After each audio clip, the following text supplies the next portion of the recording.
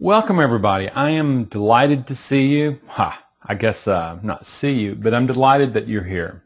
And the first thing I'd like to do is I'd like to thank Tim Reset of the Mini Mind. I like Tim. I first really met him where we both contribute to a website where we talk and stuff like this, and I discovered that he was one of the only sane voices that I generally saw there, and I began to take an interest in him. And then later we came to meet, I believe it was in New York at one of the expos there, and out of that we've just simply decided to explore about how we can help the whole trader. And Tim, as you probably are aware, he's the real deal. He's the guy that he presents in a wonderful model. He's a successful trader and investor, and he's living the life that freedom of trading can give. So he's a really wonderful example, and he's so young at doing it. What a wonderful thing. So thank you, Tim. The other thing is just a couple real easy housekeeping rules. One is if you have questions, type them in, okay? And Dolores, my producer, will answer some of the questions, but most of the questions, if they're directly related to what I'm speaking about, I'm going to hold to the end of the show, because a lot of the questions get answered then. And this is, most people find this kind of work when they first come in contact with it, it's like a door opening going, I now understand. So ultimately what we're saying here is that I come from the neurobiology standpoint of this, and I add stuff to it. And what I claim is that most traders trade with only half a brain. We're so taught to use the left brain, all that knowledge, all that know-how, and we think if I only know enough, if I only know even more, and if I only have enough indicators, if I only have enough this, if I only have enough like that, then I'll become a successful trader. And then when risk enters the equation, everything falls apart. Suddenly, they're no longer able to perform in the same way that they could before risk was there. And that's because they have not developed the right side of the brain, the emotional brain.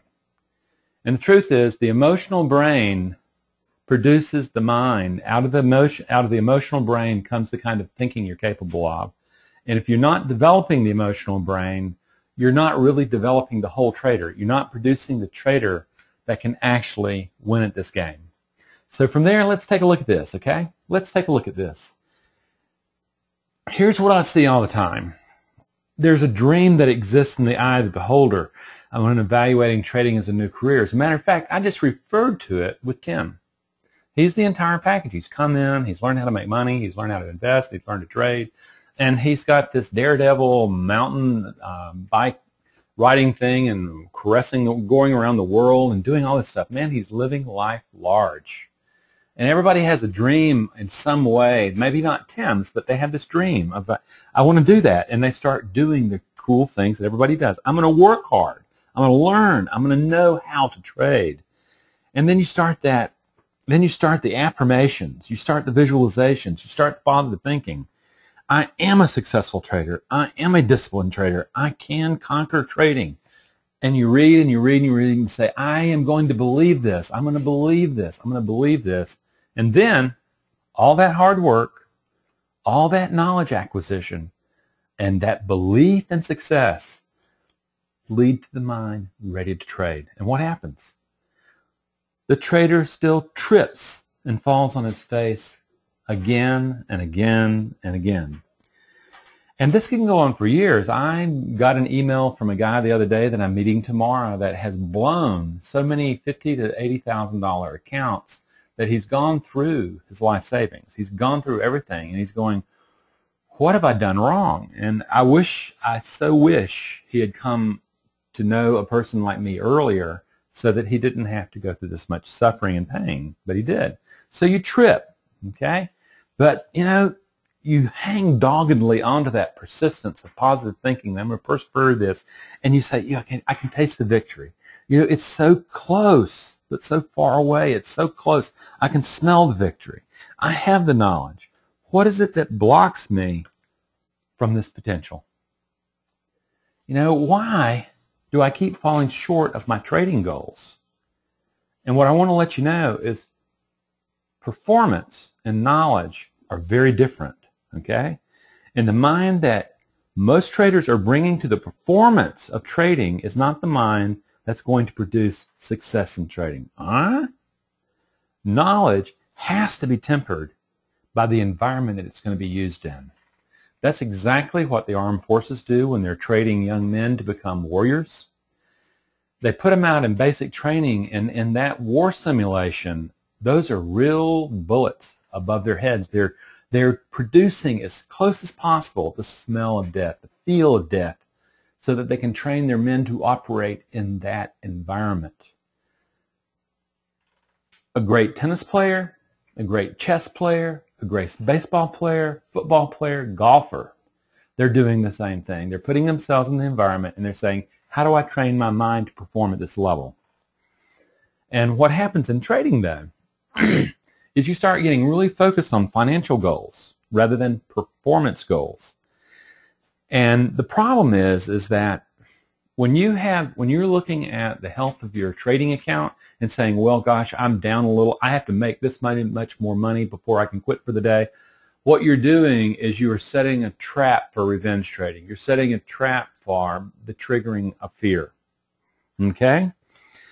The key is you get yourself stuck in self-limiting patterns, and this is what keeps you from looking at what you need to be looking at. For instance, when I'm working with traders, I'm interested in their winning percentage and their ratio of their winners to losers. Those are the percentages that are telling me about the mind that they're bringing to the performance of trading. That's the thing that you can control in trading. You can't control outcome in trading, but you can control the mind that you bring to trading. Okay?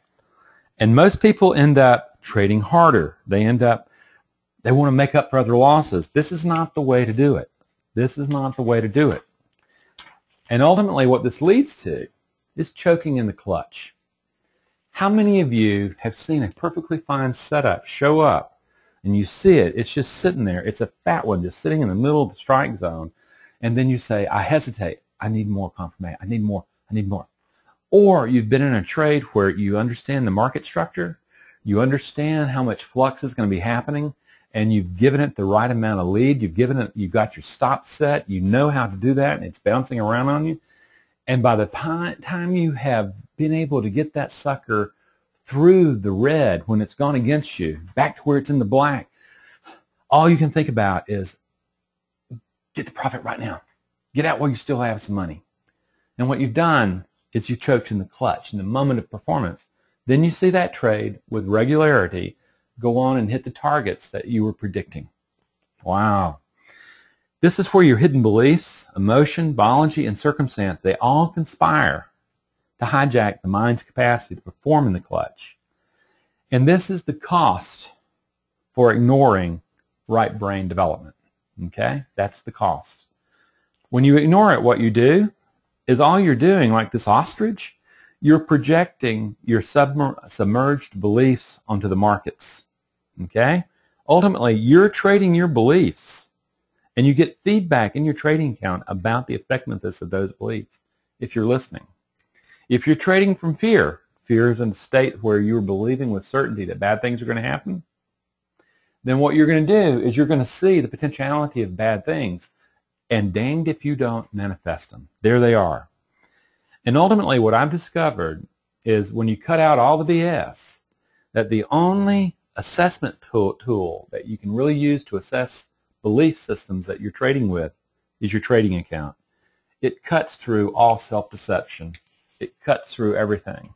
The truth is there are very successful traders. Tim, for instance. And the thing is what happens is it can be done. Okay? It can be done. The difference is the belief that Tim is bringing to trading would be different than the ones that a trader who is trading from fear or not to lose is bringing to trading. And I can promise you this, what you refuse to see about yourself is going to hurt you in trading. It will bite you. And the mind that uses know-how is what has to be developed. It's not the know-how. I guarantee you, the folks in here have the know-how. You wouldn't be following Tim, okay? Otherwise, you stay your own worst enemy, sabotaging yourself, okay? And so there you go. This is either, and it can be the death of like blowing yourself up or the death of 1,000 tiny cuts, okay? It's still the same thing.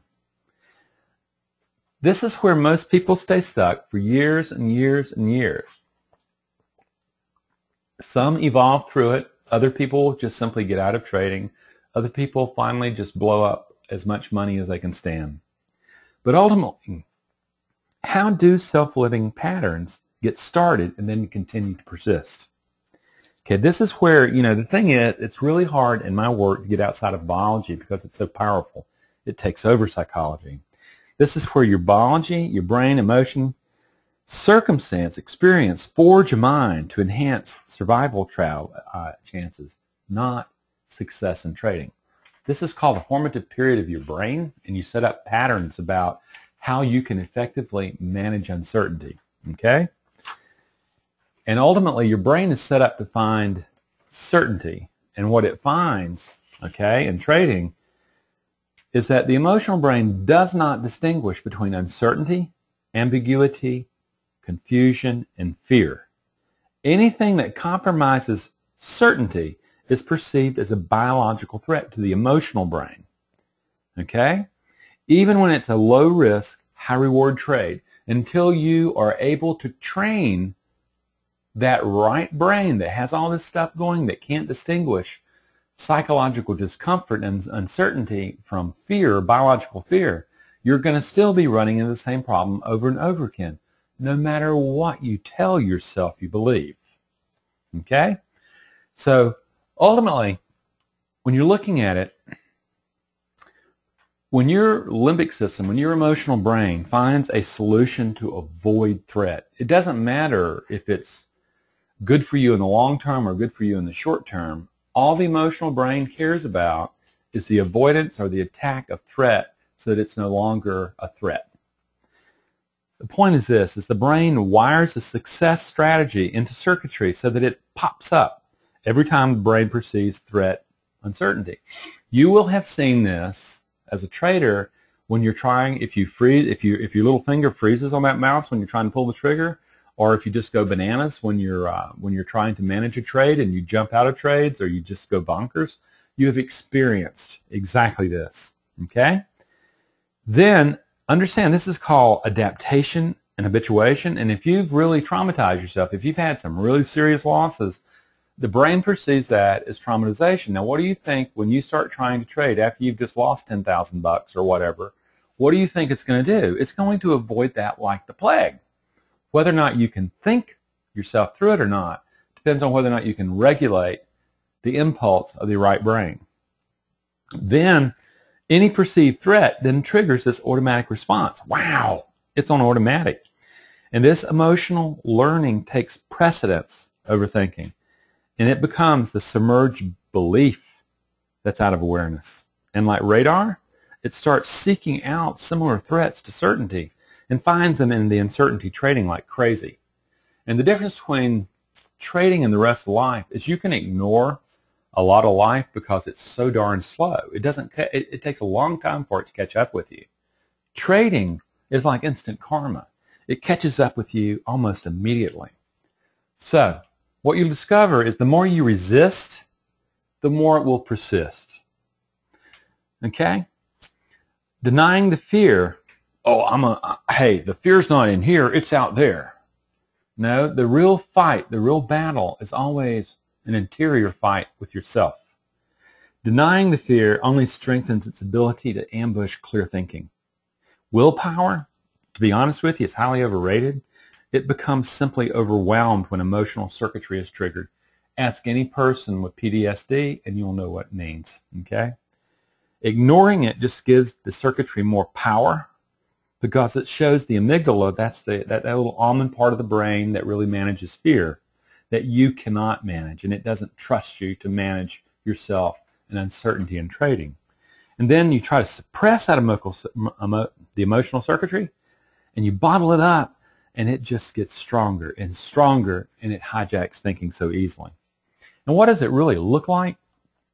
Here it is. I'm going to tell you right now. It's really interesting. If you ever go to any of these places where your own websites where there's traders there and all that kind of good stuff, and they're all talking, and what happens is you'll be listening there and you go, wow, all these guys seem to be doing really great. Man, listen to them. They're talking about all the home runs they're hitting, and they're just showing, wow, I'm a great trader. The truth is only about 10% of the people are making money in trading.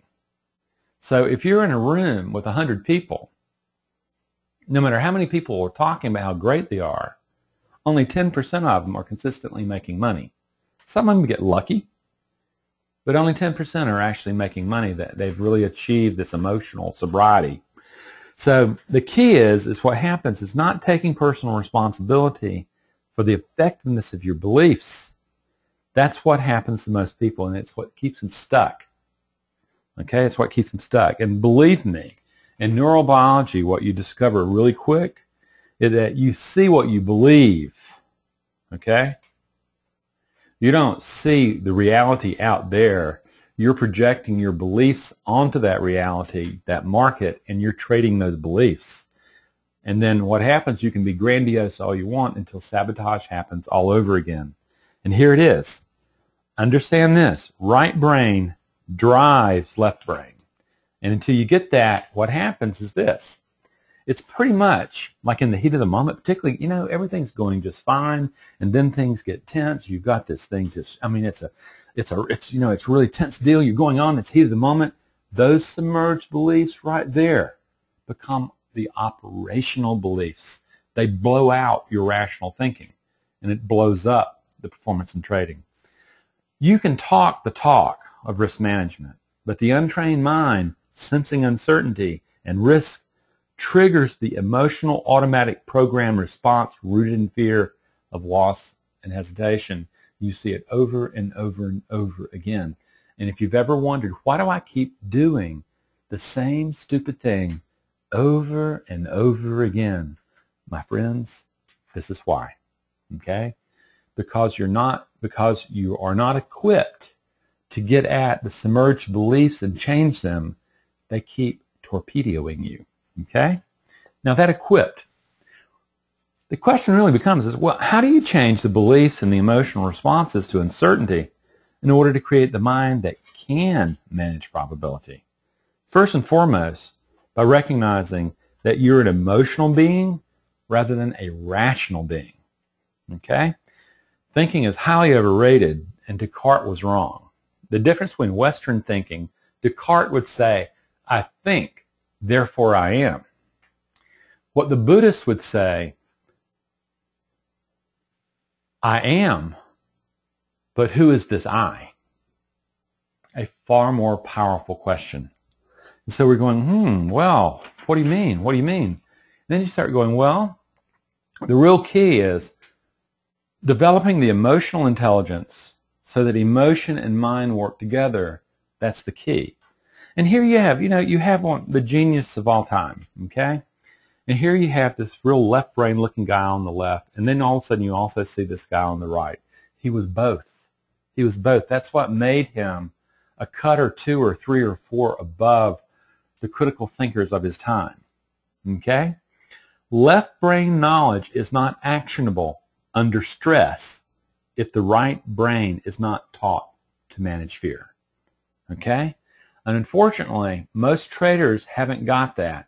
They don't know how to manage their fears. They try to pretend it's not there. They try to willpower it away. They try to push it away. They say stupid things like, oh, I'm going to leave my emotions at the door. I haven't found anybody that can do that, mainly because without emotions, you're dead. Emotions are biological. They are literally rooted into our biology.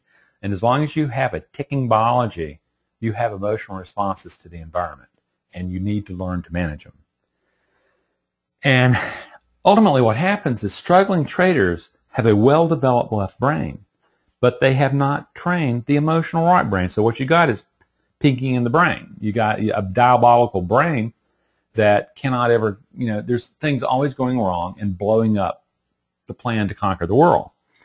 So traders trade with half a brain until they develop their emotional intelligence to build an integrated brain-mind that can function in the heat of the moment.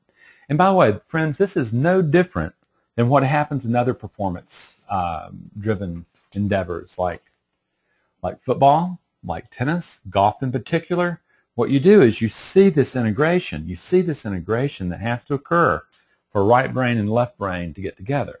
Okay? You have to train it. Well, the key is then how do you go about building the skills of self-mastery?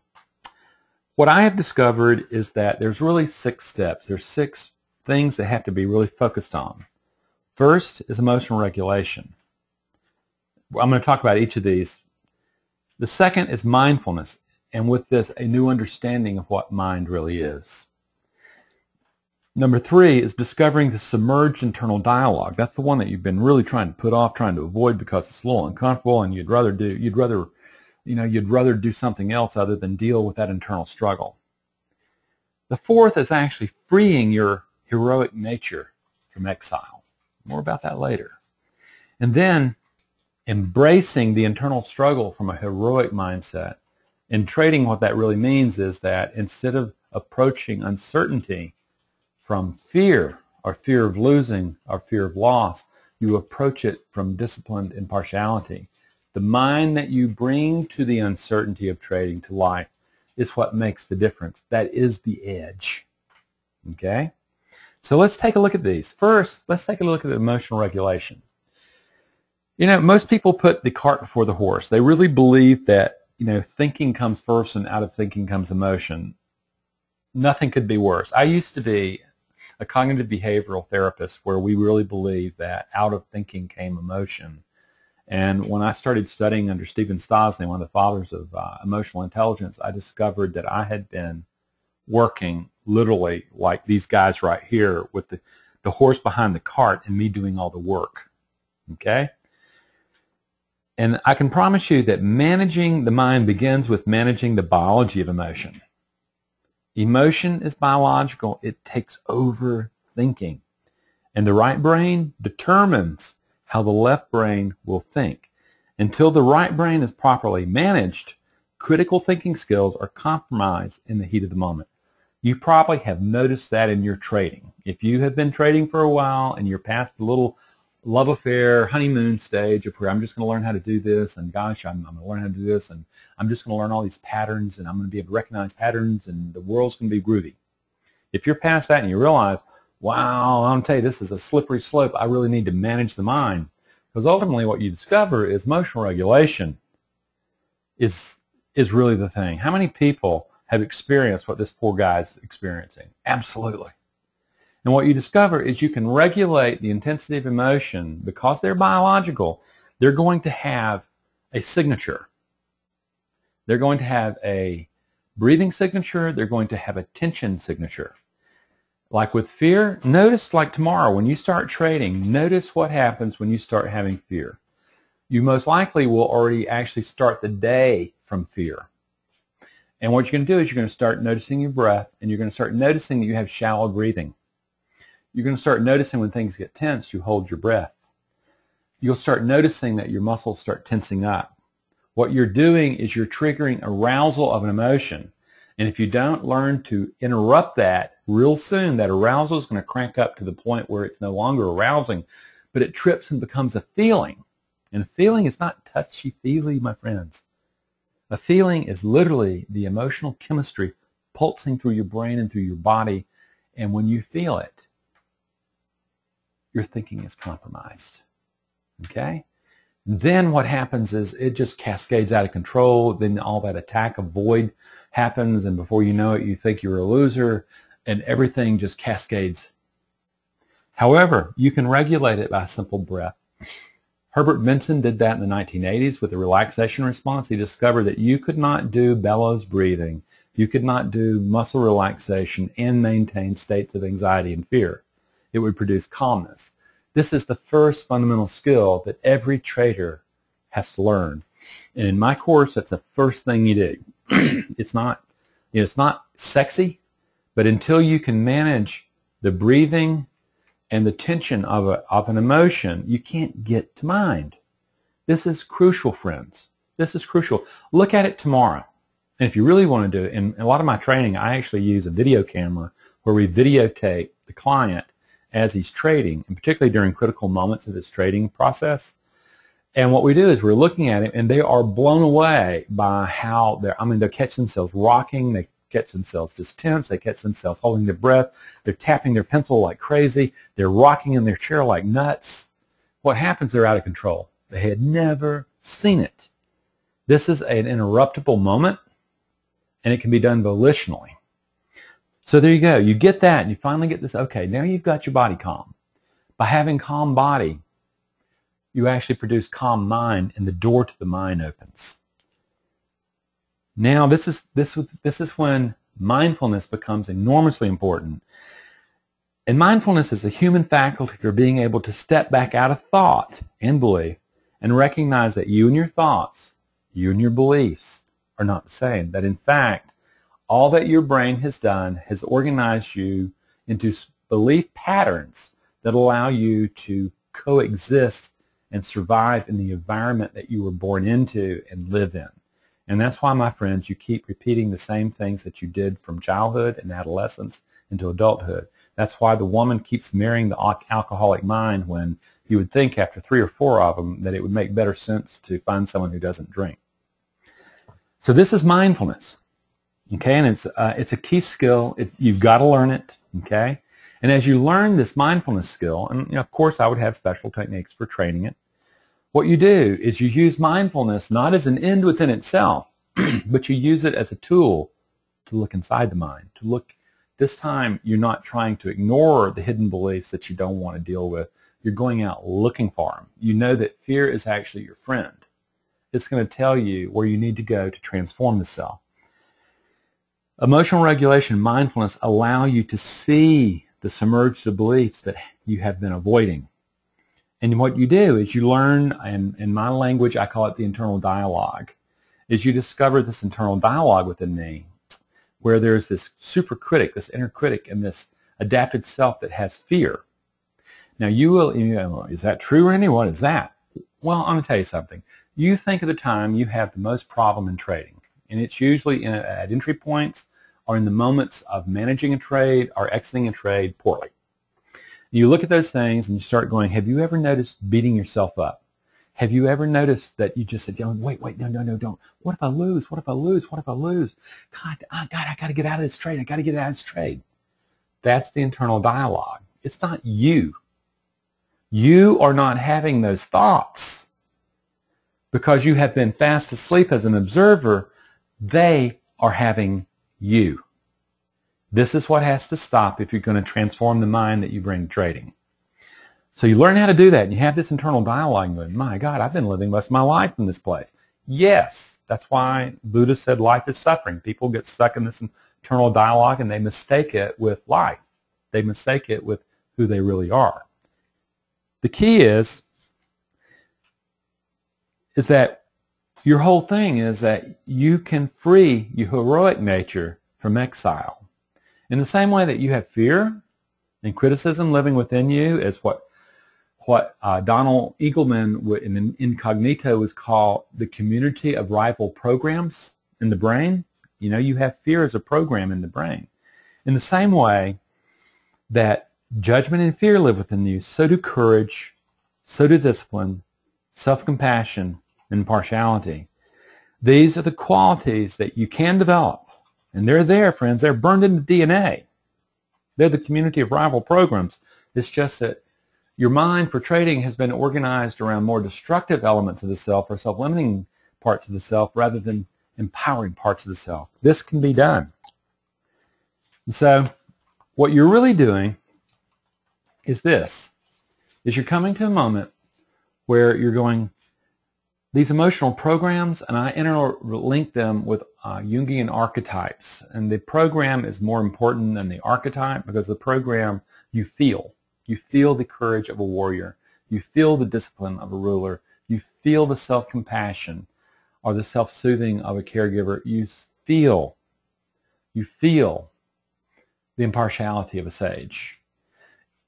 In my work, I teach you how to do that from what in neurobiology is called memory enrichment, where we actually take memory of where you were being challenged by uncertainty, and you were able to stand tall in that challenge. And what we do is we drill down and we teach you how to observe these qualities, these programs, so you darn well know they're there. You're no longer working from positive talk. You're no longer talking from affirmations. You're no longer talking from visualization.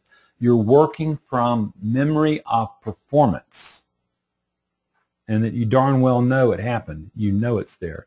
It can stand up to the criticism of the inner critic. And all of a sudden what you do is you start feeling yourself awaken, and you come unsubmerged, and you start growing, and all of a sudden you go, God almighty, I can build the mind that I take to trading. Yes, you can. Yes, you can. You got to have a little courage to do it, but yes, these are all burned in DNA. They are accessible. It happens all the time. Okay? And out of this, what happens is that a new committee of the mind is built. The challenges of life don't ever go away. Okay? However, the mind that you bring to those challenges changes.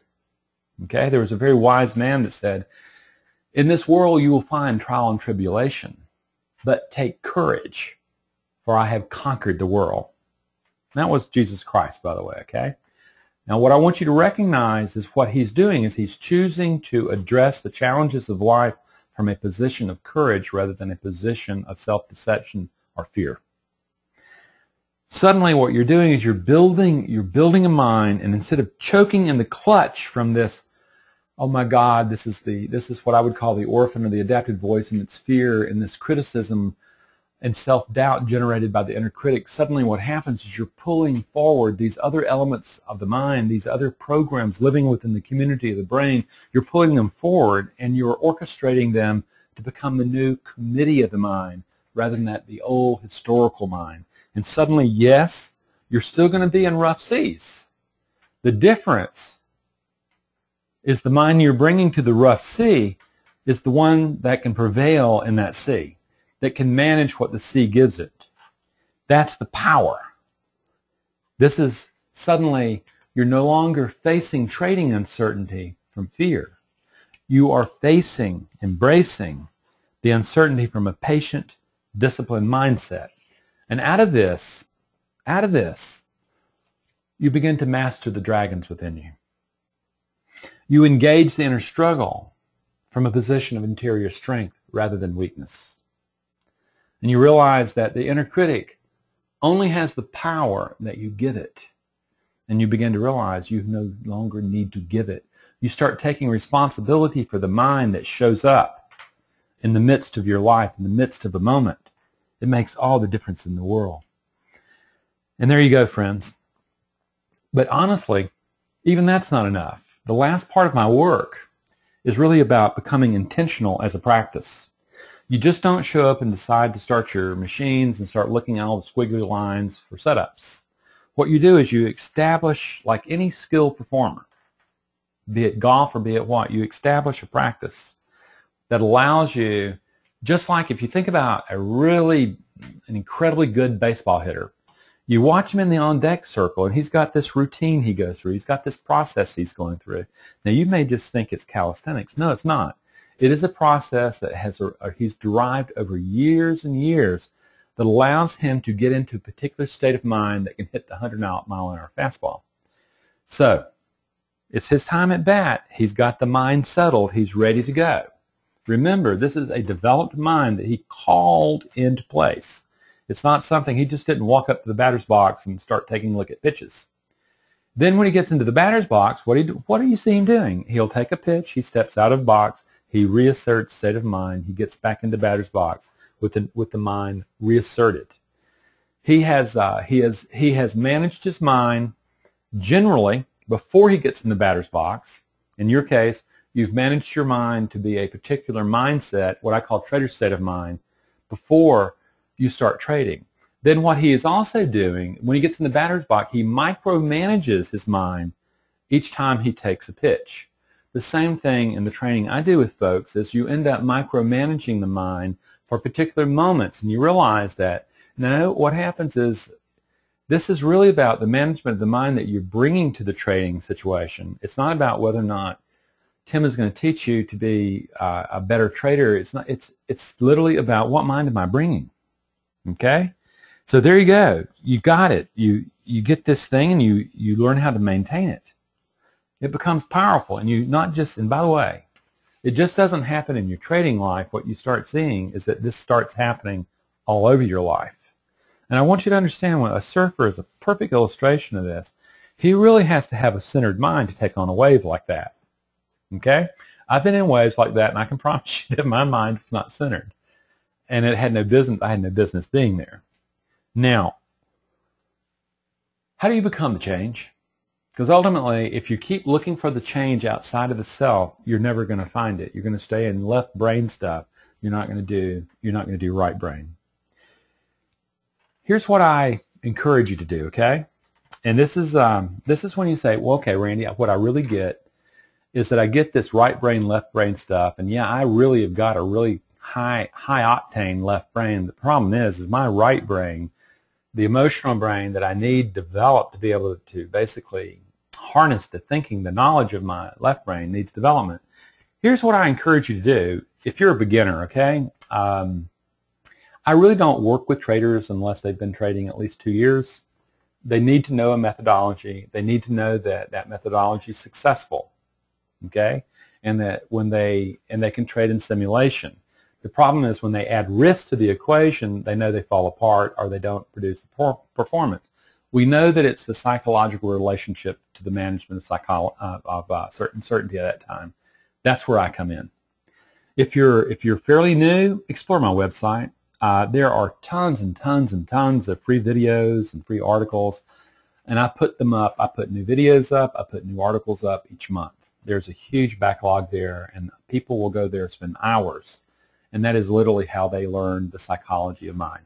Okay, and if you really to go further than that, get my book. It's it's a powerful read. People read it 2 or 3, 4 times straight. If you go to my website, you'll see on the book, you'll see a guy saying, "Randy, I just wanted to show you a movie of what I've done to your book." And what he does is he flips through the book, pages, leads through the book, and you see everything's in yellow, everything's underlined, everything's written on. Says, Randy, this is my 3rd reading. Get that. If you've been trading long enough to know how to trade, but you really begin to see that, I need to self-develop my right brain. I need to develop the emotional side so that it complements the knowledge I have. If you're serious, okay, ultimately ask for a free consult. You go to my website, you hit Contact Us, and basically what happens is first, we need to find out whether or not if you're really ready, and if you really are at a place where you're ready to go. And I have, when you go to my homepage and you scroll down the bottom, what you see a lot of the Developing Trader State of Mind courses and webinars. They're in all different price points, so that it goes from the highly reachable to the top end stuff or the individual stuff where you need to be a serious trader and you need to be ready to invest capital into developing yourself to look at it, okay? And if you're just really kicking tires, if you're just really curious, okay, read the book, okay, and then what happens is you're looking at it and you're going, okay, you know what I'm going to do is I know what I need to do is I need just to kind of look into this thing. Maybe I need to try out his courses. And what we do is we see a lot of people that take our group courses or our self-studies, and what they do is they will, once they figure out that I really do know what I'm doing and that they are learning a lot, and they realize that when they really get down to the thick of it, of dealing with what I call orphan, the adapted voice, is that it takes a little bit more for them than a group course to go over the hump that allows them to start trading with the kind of mind they know they can trade. And then it becomes something where you have confidence. You've done some workup courses and you know that the individual works right for you. But check it out first, okay? Check it out. So this is the way that you can engage, okay? And what I want to do is I want to thank you for coming. I really do. And what I hope I have done is I hope I have addressed how do you build an integrated mind for peak performance trading. I hope I've helped you see what the roadblocks are in your trading that are very, very solvable, that can take you to the next level. Okay? And it's all about this integrating right brain emotional intelligence with left brain knowledge. It works. It works. Unfortunately, the culture and a lot of our families that we live in the Western world simply do not give very much credence to the emotional brain. And unfortunately, in trading, you can't afford not to. And so in it, what you'll discover is when you go to my homepage and scroll down and you look at the products, there's going to be the Developing a Trader's Mind. And really what I teach there is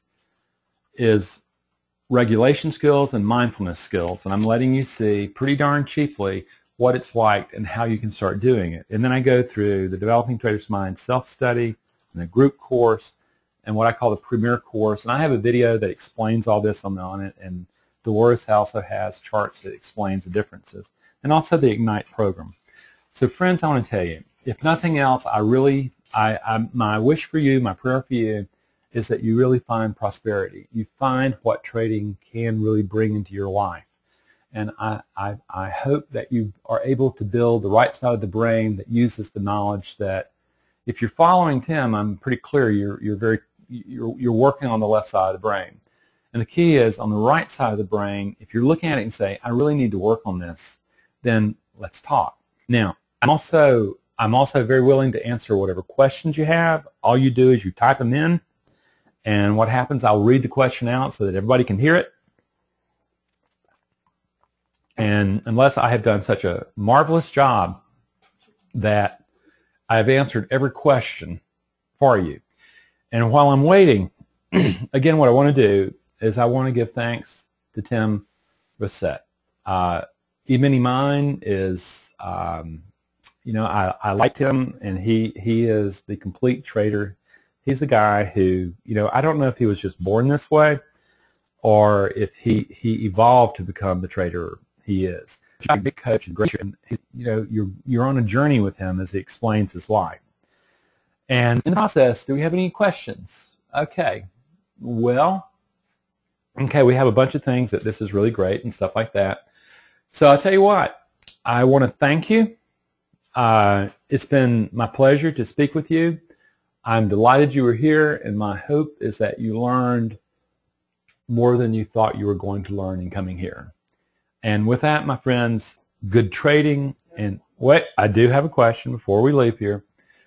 Okay, no questions yet, but I want to say this was an awesome presentation, and I will see your website. Thank you. What most people find is I literally come from the emotional intelligence side of the equation, and I don't come from theory. I mean, you see theory here, but understand is when I first started practice as a therapist, I was working with populations of violent criminals, okay, and then I was working with populations of at-risk youth and their families. I was running groups. I worked for a number of years building emotional regulation skills for, again, for violent criminals, so they weren't being violent anymore. And I was working with at-risk youth. Those are the ones having all the trouble, and their families, so I was getting a lot of DSS referrals, and I was doing a lot of things like that and running groups for the counties. So that's the teeth that I cut. And ultimately, what it allows me to do, it allowed me a laboratory that very few people ever get to use. And what I discovered is most of what I was ever taught in graduate school just simply didn't work, and I had to go find more effective work. Okay, here's a question. Can you short explain how it can be possible to discover the hidden beliefs? Oh, pretty easy. I tell you what, I can tell you what they are. When you're beating yourself up, when you're doing all that stuff, what you're going to notice is that there are four ways they become organized. One is a sense of inadequacy. I can never learn this. A sense of not mattering. I have to win lots of money to matter. Unworthiness. I'm really not worthy of winning this money. I have to work harder. Or a sense of powerlessness. And that powerlessness, and you see that, particularly behaviorally, you'll see that when you're trading, when you're managing a trade and you lose control, and you have spent your entire life with this thing where you're a control freak, and suddenly you're managing the trade, and you don't have any control. You have control over you. So if you isolate it down to inadequacy, and if you're a perfectionist, bingo. Okay. If you're thinking, I can't make a mistake, I can't make a mistake, I have to make a mistake, I can't. Well, that's inadequacy. And that's something that you learned in your education, you learned in your home, you learned in your culture. And mattering, you know, to be honest with you, most men that I work with are in their late 40s, 50s, 60s, and 70s. And most of them are still trying to prove they matter to a man that has been dead for years. Okay, and that would be at the core of their problems. A sense of worthiness is, you see that when literally you start sabotaging yourself every time you start making money. Okay? And then powerlessness, it goes back to that, oh my God, you know, I just lose control. You know, I'm such a control freak and I can't control. I can promise you, you can isolate it to one of those four pretty immediately. It's not rocket science at all. What is your opinion of ADD? Saul Rob Booker. I'm not sure. ADD is an enormously overprescribed diagnosis. I live in Charlotte, North Carolina, and I worked many years as a therapist that I had to deal with the Charlotte-Mecklenburg school system where they consider being a boy to be a disease. And they ended up medicating an enormous amount of people when the truth is they did not have ADD at all. What happens is the distraction you see in ADD is comorbid or is also in another diagnosis called anxiety. And, you know, one of the ways of avoiding the source of the anxiety, the threat, is to distract. And so most of the ADD, particularly when I was working with at-risk youth, everybody was ADD. That was just a typical generalized diagnosis. What I generally found is that it was really more about anxiety, and if the anxiety were worked with, treated, you got better outcomes. When you're putting speed and amphetamines into a kid, what happens is that it gets better for a while, but if you have to keep bumping up the amphetamine to keep the concentration up, you know you're medicating the kid, you're not helping the kid pharmacologically. The other thing is I would also say that with ADD is we teach our children to be distractive. You know, we're sitting them here, you know, we don't give them board time. When my kids were growing up, they would say, Daddy, I'm bored. And I said, well, what are you going to do about that? What's your goal? And they ended up building hobbies. They did all sorts of things. But in today's world, they watch TV. They have this really fast action stuff. And what happens is their brain develops short-term fixation. And I don't consider that a disease. I consider that socialization. Okay? So that's my take on ADD. Okay. I think that's it, my friends. Well, I've really enjoyed myself. Take a look at the website. It's an interesting website. People spend hours there, okay? And they don't have to spend a dime. They can read to their heart's content. They can watch videos to their heart's content. I have a new video and a new article on there right now that came along with my newsletter this month that you may be interested in. But until then, thank you, Tim. And thank you guys for coming. I really hope that you've learned a lot, and if I may be of help to you, give us a call, okay? Thank you. Goodbye.